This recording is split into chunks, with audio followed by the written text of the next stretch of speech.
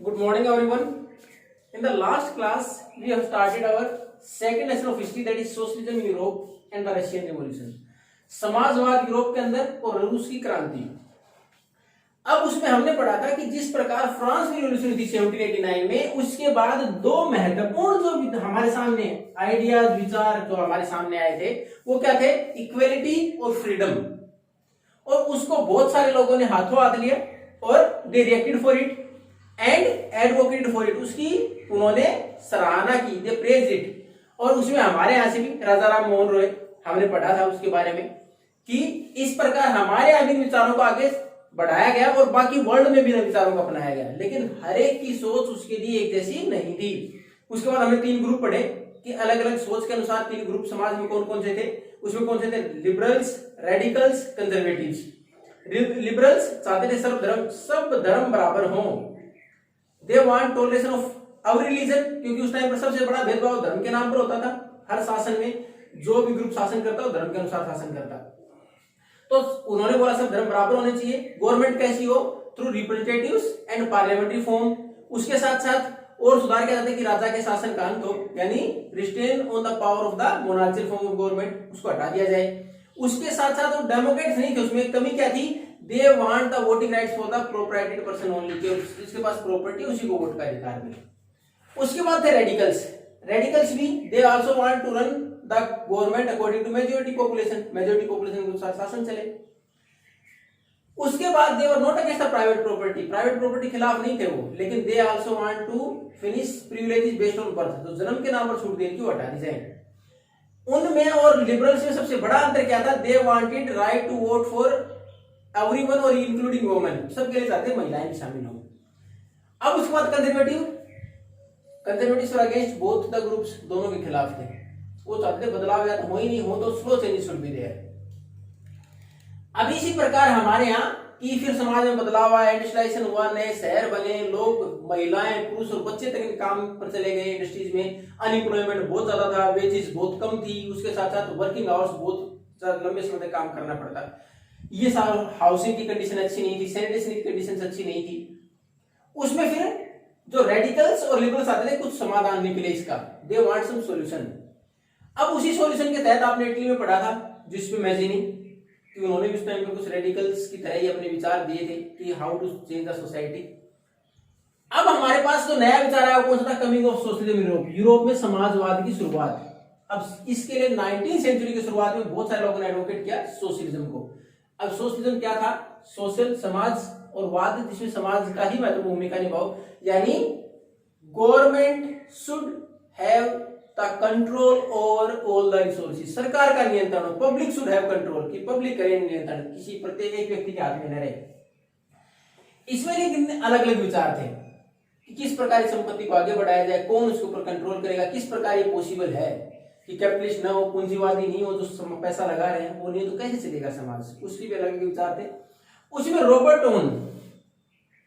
Own ये British manufacturer थे वैसे तो, लेकिन उन्होंने कोऑपरेटिव का विचार दिया कि कोऑपरेटिव शुड बी देयर, सहकारी समितियां हो, लोग सहकारी समिति बनाएं, अपना मिलकर प्रोडक्शन करें and then share the profit को शेयर कर लें। उन्होंने इसी प्रकार की जो एडवोकेट की थी संस्था की थी न्यू हार्मोनी इन इंडियाना, ये यूएसए में, इस प्रकार की कोऑपरेटिव्स हो, इसकी शुरुआत हो।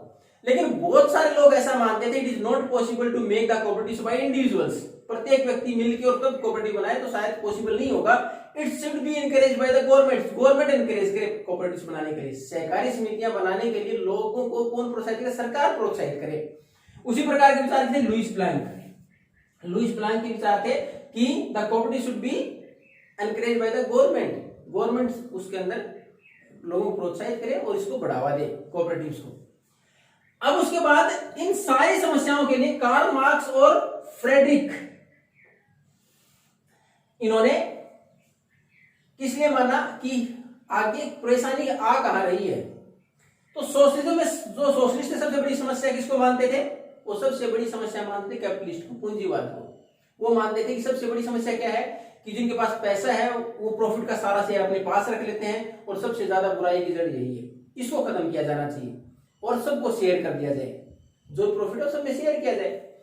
अब कार्ल मार्क्स ने भी यही विचार दिया कि सबसे बड़ी समस्या क्या है? कैपिटलिज्म।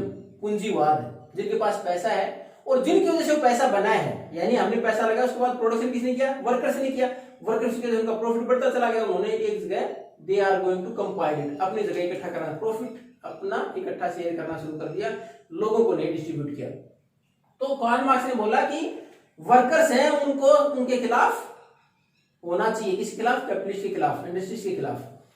और उसमें उन्होंने कार्ल मार्क्स ने बोला इफ द कॉन्फ्लिक्ट अराइज, इस प्रकार का विवाद होता है, ultimately who is going to win, ultimately जीतेगा कौन, कि वर्कर्स की जीत होगी, वर्कर्स की संख्या ज्यादा, उन्हीं की वजह से प्रोडक्शन बढ़ रहा है, उन्हीं की वजह से प्रॉफिट बढ़ता है इंडस्ट्रीज का, और उनके बगैर काम नहीं चल सकता, अल्टीमेटली जीत किसकी होगी, वर्कर्स की होगी। तो उन्होंने इस प्रकार के विचार दिए कि सरकार के खिलाफ नहीं, कैपिटलिस्ट के खिलाफ, पूंजीवाद के खिलाफ इस प्रकार के कदम उठाए जाने चाहिए।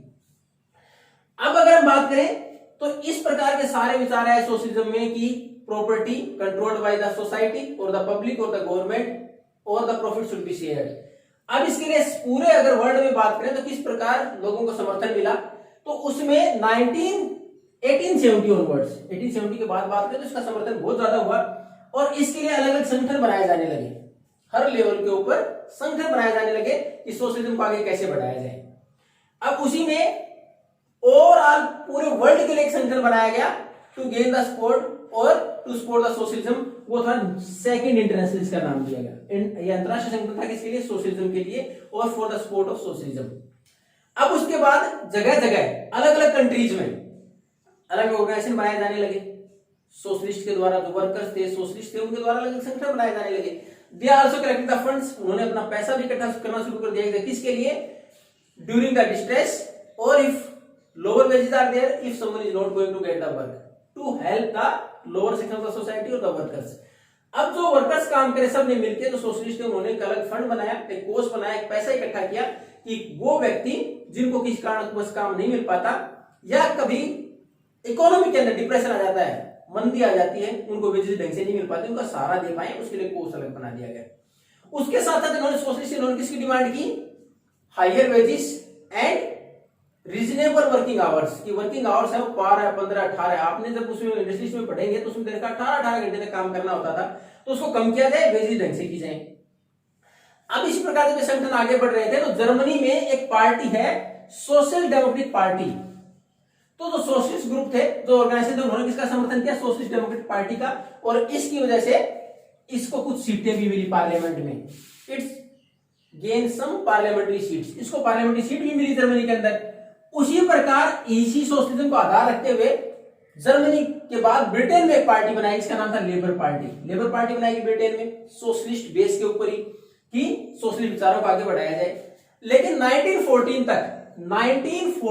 तक कहीं भी ये लोग सोशलिस्ट कहीं भी सरकार नहीं बना पाए, इनकी संख्या तो बढ़ी, सरकार नहीं बना पाए। इसका बेनिफिट क्या मिला इनको संख्या बढ़ने का, जब पार्लियामेंट में इनकी संख्या बढ़ी, the legislation was done according to their views also, उनके विचारों को भी कानून बनाने में शामिल किया जाने लगा, यानी इनके इच्छा के अनुसार भी कुछ कानून बनने शुरू हो गए, यानी एक शुरुआत तो हुई, अच्छी शुरुआत हुई, जिसके अनुसार इनके विचारों को भी शामिल किया गया सरकार बनाने में। अब इन सारी चीजों से हटके जो हमारे पास मेन टॉपिक कौन सा है, वो है द रशियन रिवॉल्यूशन। अब उसकी शुरुआत होगी। ये तो सारा किसके लिए था, this is the base to make a socialist society और to make a country run by a socialist society, और सोशलिज्म समाजवादी के अनुसार कोई देश सरकार कैसे बनेगी, कैसे चलाया जाएगा, उसका आधार था कि अलग अलग जगह किस प्रकार इश्यूज को रेज किया गया, किस प्रकार रिवॉल्यूशन के लिए एक बेस तैयार किया गया। अब हमारे पास वास्तविक सोशल ये रिवॉल्यूशन कहां हुई थी, रशियन रिवॉल्यूशन रशिया के अंदर, तो उसका एक बेस तैयार हुआ। उसी के बाद 1917 में यूरोप का एक कंट्री, हालांकि यूरेशिया है, यूरोप और एशिया में कुछ पार्ट है रशिया का, तो एक कंट्री है रशिया, उसके अंदर इसकी शुरुआत हुई 1917 में।